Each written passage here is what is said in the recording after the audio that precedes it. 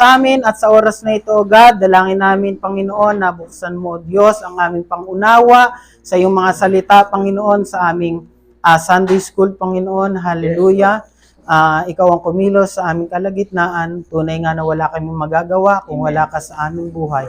Salamat, Panginoon. Purihin ka, O God. In Jesus' name, Amen. Sige po, makaupo na tayo, mga kapatid.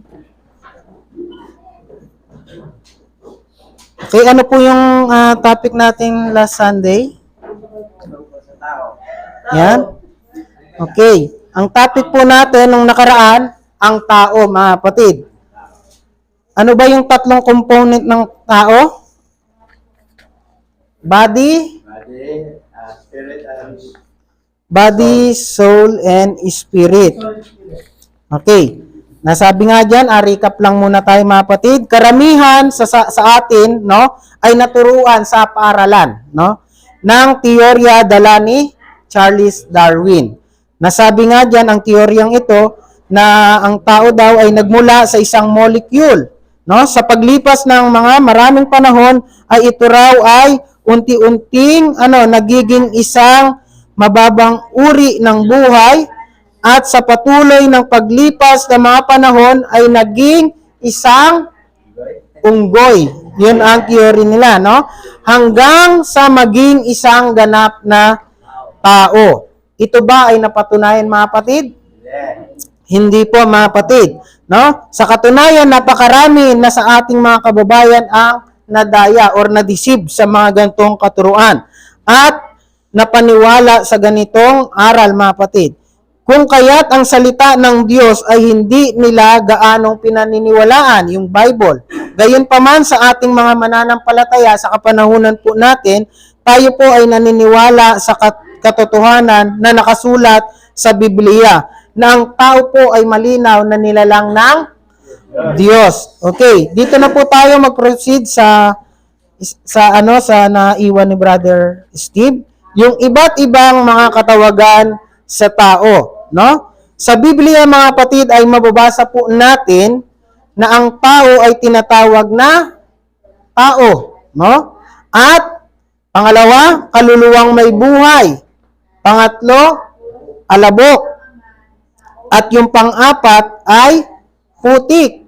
At dito po sa panglima ay tinatawag na kaluluwa. Basahin po natin sa unang Pedro, 1 Peter chapter 3, verse 20 hanggang 21. Sabi ko, ng unang panahon ay mga suwail ang mga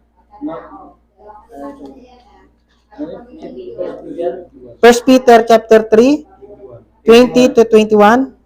20 to 21. Yes, tama yun. Ang unang panahon ay mga suwail na ang pagkawahinood ng Diyos ay natiling noong mga panahon ng araw ni Noe. Samantalang inihanda ang daong na sa loob ng toy kakaunti at sa makatid ay 8 kaluluwa ang nangaligtas sa pamamagitan ng tubig. 21, ako na po magbasa, no? Sabi po dito, naayon sa tunay na kahawig, ngayon naligtas sa makatawid bagay ng bautismo, hindi sa pag-alis ng karumihan ng laman, kundi sa paghiling ng isang mabuting budhi sa Diyos sa pamamagitan ng pagkabuhay na maguli ni Jesucristo. Tingnan niyo po, mababasa po natin or may napakinggan po natin dito na 8 kaluluwa. No? Ibig sabihin, ang tao ay tinatawag rin na kaluluwa dahil ang tao, mga kapatid, ito po ay may kaluluwa. Okay. Malinaw, mga kapatid? Sabi nga dito, ang pangunahing dahilan kung bakit nilalang ng Diyos ang tao. Ano kaya yung pangunahing dahilan or isa sa mga dahilan kung bakit nilikha ng Diyos ang tao? Ito po, no? Ay upang gawin itong tagapamahala ng sangkalupaan at ang lahat ng mga bagay na nilalang ng Diyos. Sa Genesis chapter 1, verse 26 to 28, pakibasa po. Hanggang 28. Genesis po. 26, daw sabi, at sinabi ng Diyos, lalangin natin ang tao at sa ating larawan. Ayon sa ating wanis at magkaroon sila ng kapangyarihan sa mga isda sa dagat at sa mga ibon sa ipapawid at sa mga hayop at sa buong lupa at sa bawat umuusad na nagsisiusad sa ibabaw ng lupa. 27. At nilalang ng Diyos ang tao ayon sa kanyang sariling larawan. Amen. Ayon sa larawan ng Diyos, siya'y nilalang niya sila na lalaki at babae. Ano ba?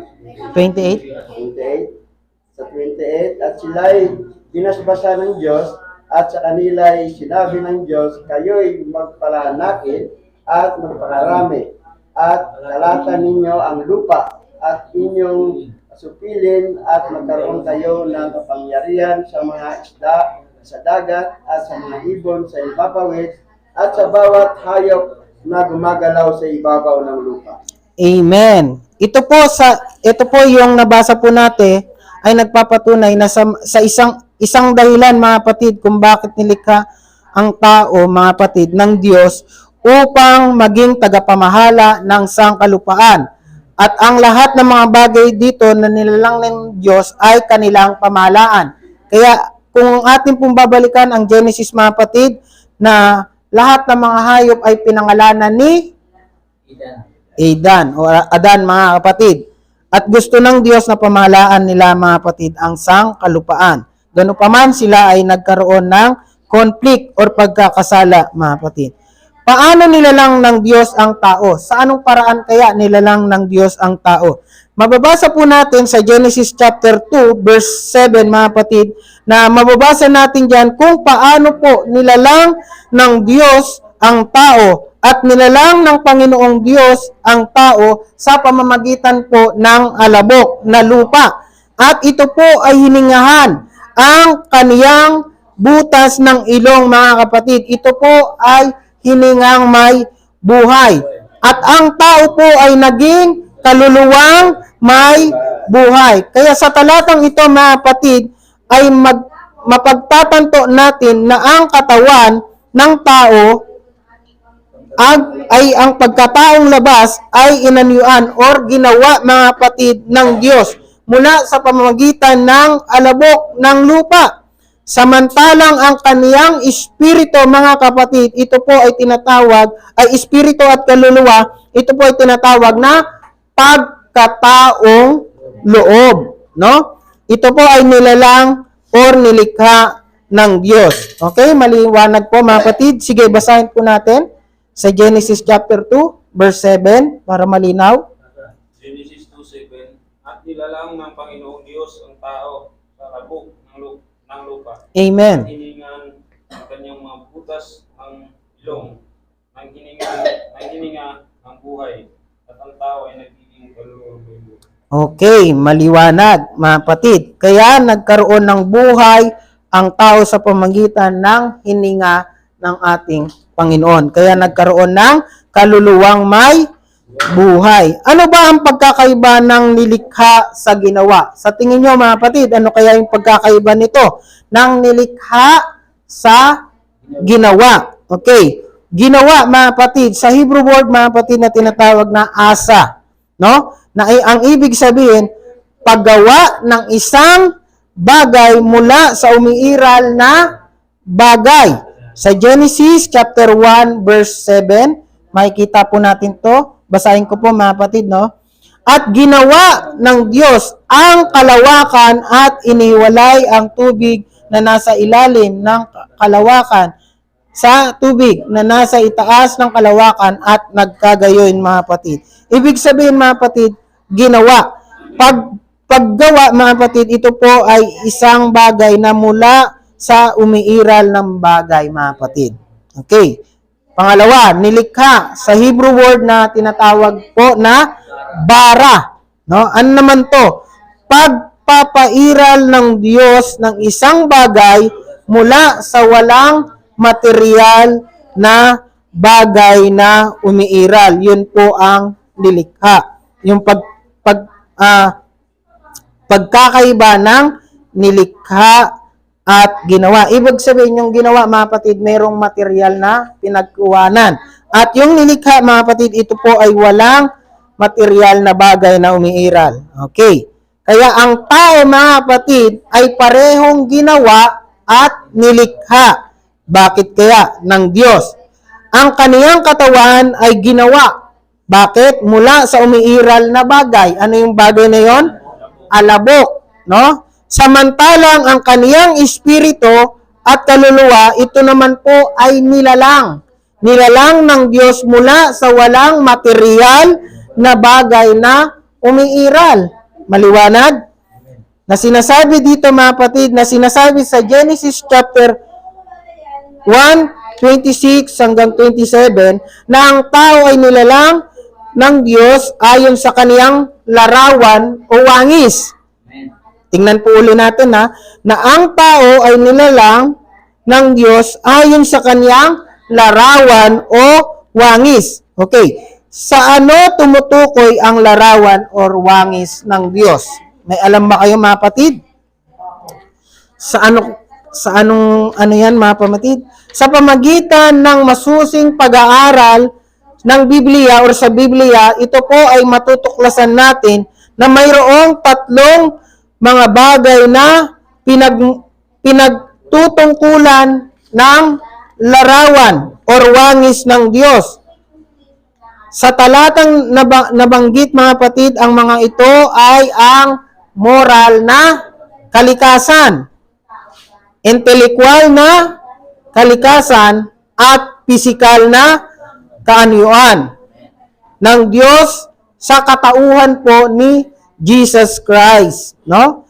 Na sa kaniya'y iniwinangis ang tao sa pagkalikha. Okay, maliwanag po na sinasabi dito, si Kristo ang larawan ng Diyos o wangis ng Diyos, no? At ang tao ay nilalang ayon sa wangis ni Kristo.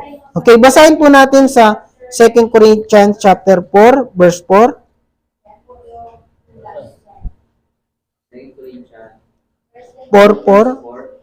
Sabi dito, mga kapatid, na binulag ng Diyos ang sanlibutan ito ang mga pag-iisip ng mga hindi nagsisampalataya upang sa kanila'y huwag sumilang ang kaliwanagan ng Ebanghelyo ng kaluwalhatian ni Kristo na siyang larawan ng Diyos. Okay, maliwanag, mga kapatid, na si Jesus Christ, siya po yung larawan ng Diyos. Ibig sabihin, mga kapatid, na si Kristo na siyang larawan ng Diyos. At ang tao ay nilalang ayon sa wangis ni Kristo, mga kapatid. Una, mga kapatid, na sinasabi diyan, tapusin natin to, no? Ang moral na kalikasan ng tao, no? Sa pasimula, mga kapatid, ang tao po, ito po ay nilikha ng Diyos ayon sa kaniyang moral na kalikasan. Ano ba ang kalikasan ng Diyos, mga kapatid? No? Nilalang ng Diyos ang tao na walang kasalanan. Tama? At mayroong ganap na kadalisayan at kabanalan. Yun po yung kalikasan ng Diyos, yung moral na kalikasan ng tao talaga. Nanilikha po sila na walang kasalanan or tinatawag na innocent. No? Yan po, mga kapatid. At may kadalisayan at kabanalan. At ang kalikasang ito ng tao sa pasimula ay nawala dahil po sa pamamagitan ng kasalanan. Gayunpaman, kung ang isang tao, mga kapatid, ay tatanggap at maglilingkod sa Diyos, muli itong manunumbalik or ibabalik sa Kanya ng Diyos. Kaya nga, mga kapatid, habang tayo ay naglilingkod sa ating Panginoon, bagamat hindi tayo perpekto, pero pagdating ng panahon, mga kapatid, pag tayo ay nagpapatuloy na maglilingkod sa Diyos, magkakaroon po tayo ng tinatawag na glorified body, mga kapatid. Okay, pangalawa, ang intelektual na kalikasan ng tao. Ano po to? Ang intelektual na kapangyarihan ng tao sa pasimula ay nagpapatunay na ang tao ay hindi lumago buhat sa isang mababang uri na kalagayan, kundi siya ay nilalang na wangis ng kaniyang manlilika, no? Ang tao ay nilikha ng Diyos at binigyan ng sapat na katalinuhan upang pangalanan ang bawat kinapal na may buhay, no?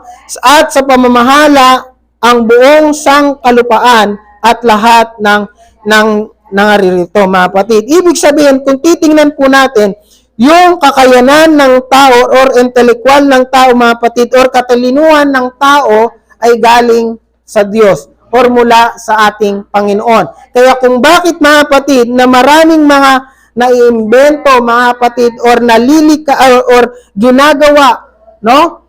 Or nakikita po natin sa kapanahunan po natin na grabe na po ang talino ng tao, mga kapatid.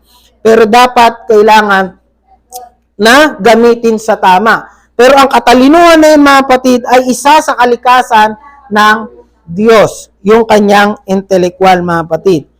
Pangatlo, ito po ay tinatawag na ang physical na kaanyuan ng tao, no? Ibig sabihin, ang Diyos ay espiritu na makikita naman po natin sa John chapter 4 verse 24, na ang Diyos ay espiritu. At hindi po siya nakikita, no? Ang Diyos na espiritu, ito po ay walang anyo. Ibig sabihin, wala po siyang anyo or wangis, no?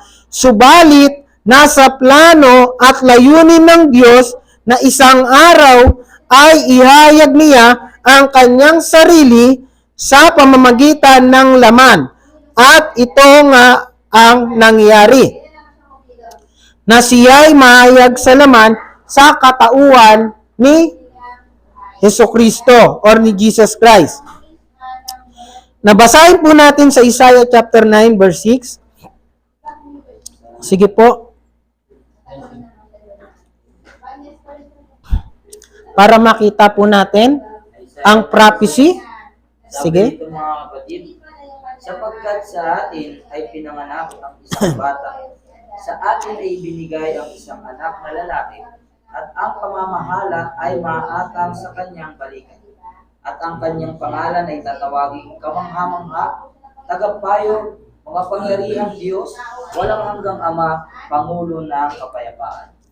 Okay, malinaw, mga kapatid, na ano po, sa pamagitan ng prophecy, mga kapatid, ito po ay nagkaroon ng katuparan na merong isisilang na isang lalaki, mga kapatid, na ang pamamahala ay maatang sa kaniyang balikat. At ito po ay makikita po natin na nagkaroon ng katuparan sa Mateo chapter 1 verse 21. Basahin po natin.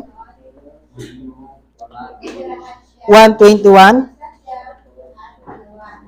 Sabi dito, mga kapatid, Matthew 1:21.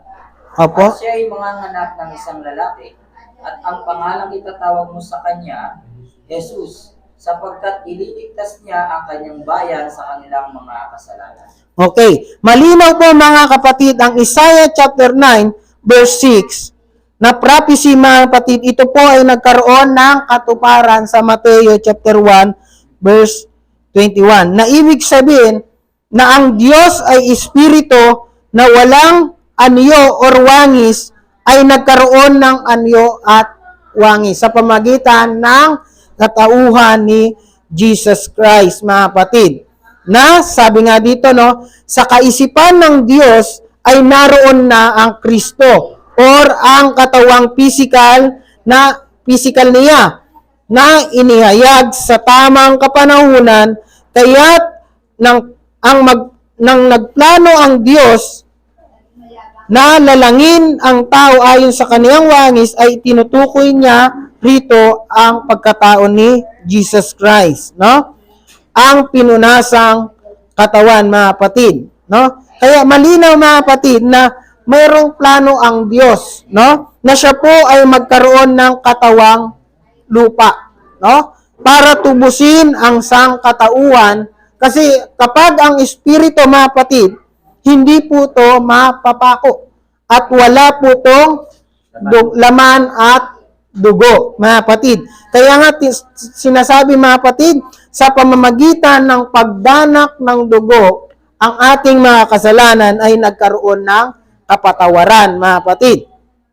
Kaya kung mananatiling espiritu ang Diyos, wala pong pagdanak ng dugo at malinaw, mga kapatid, na wala po tayong kaligtasan. Kaya ang plano ng Diyos ay magkakaroon po siya ng isang lalagyan, no? Na mag-ano po siya, mag-i-insert doon, mga kapatid. Ibig sabihin, walang iba sa katauhan ni Jesus Christ. Okay. Nasabi nga dito, mga kapatid, ang tao, ito po ay binubuo, ang tao ay binuo ng espiritu, kaluluwa, at katawan. Hindi na po natin babasahin, mga kapatid. Una, mga kapatid, ang espiritu ng tao. Ito po ay tumutukoy sa tunay na pagkataong loob, no? Ang bahaging may kamalayan ng Diyos. Sa madaling pananalita, ito ay tumutukoy sa budhi ng tao. Ano naman ang kaluluwa?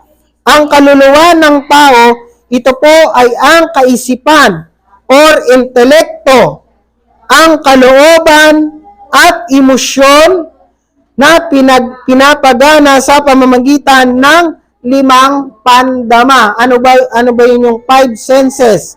No? Sense of seeing, no? Hearing, smelling, tasting, and feeling. No? Yun po yung ang kaluluwa ng tao. Ano naman po ang katawan ng tao? Ang katawan ng tao, na kapatid, ito po ay tumutukoy naman sa bahay o gusali na kung saan ang di nakikitang espiritu at kaluluwa nito ay tatahan, no? Or nakatahan, mga kapatid. Yun po yung katawan ng tao. Na malinaw, mga kapatid, na ang katawan ng tao, ito po ay parang gusali na lang, mga kapatid, na tatahanan. Ibig sabihin, sa pagdating ng panahon, ay maaaring iiwan po natin or mawawasak, mga kapatid. At ang espiritu at kaluluwa ng tao ang siyang bumubuo sa pagkataong loob, no? At sabi nga diyan, at ang katawan naman ang siyang tumutukoy sa pagkataong labas na nakatalaga sa pagkasira at pagkabulok, no? At ang laman ng tao ay naiiba sa lahat ng uri ng laman. Sa makatuwid, ang tao ay tao na at hindi hayop, kung kaya't hindi nararapat na ang tao ay ituring na isang first class na animal. Ibig sabihin, mga kapatid, ng tao or merong patutunguhan, mga kapatid. No? Subalit ngayon, mga kapatid, hindi natin natapos. Yan. Sige po, sa susunod, mga kapatid, ituloy po natin to para mapag-proceed na tayo sa next topic po natin. Tayo po tayo, mga kapatid. Palakpakan po natin ang ating Panginoon. Praise the Lord. At kunin po natin ang ating Sunday School. Palakpakan muli natin ang ating Panginoon.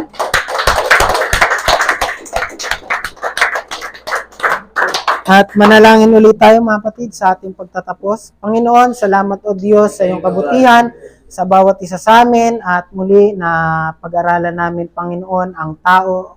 Panginoon, salamat o God sa mga gantong aral na natututunan namin. Dalayan ko, Diyos, na ito po ay tumimo sa aming puso't isipan upang sa ganon ay hindi kami maligaw sa mga maling katuruan na lumalabas sa mundong ito. Panghawakan namin, Panginoon, ang katotohanan na ikaw lamang, o Diyos, ang manlilikha namin, Panginoon. Salamat. Muli, pagpalay mo rin ang nagbigay ng Sunday School offering na ito po ay gamitin mo sa ikalalago ng iyong gawain at ministeryo sa lugar ng Bagong Silang, Panginoon. Salamat, Panginoon. Muli, tinataas ka namin, O God, at sa aming susunod na gawain ay kumilos sa aming kalagitnaan. Gamitin mo, O Diyos, ang aming buting Pastor Boy Austria na magdadala ng iyong salita. Anuman, O Diyos, ang aming mapakinggan, ito ay tumimo sa aming puso't isipan at magamit namin sa buhay pananampalataya namin.